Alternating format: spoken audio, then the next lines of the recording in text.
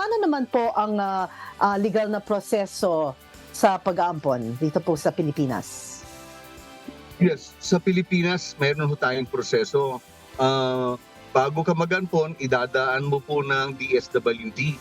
Kasi mayroon tayong tinatawag na 6-month period na case study.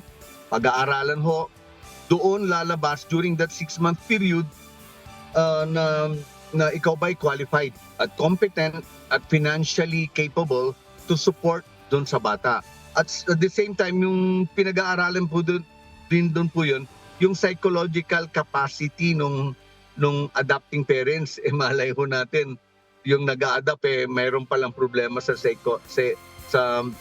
psychology, may psychological problem. So, mahirap ho doon. Kaya nga ho binapantayan, bago ka mag-file ho ng petition for adoption, i-check, nagkakaroon talaga ng case study from the DSWD to check and verify, no?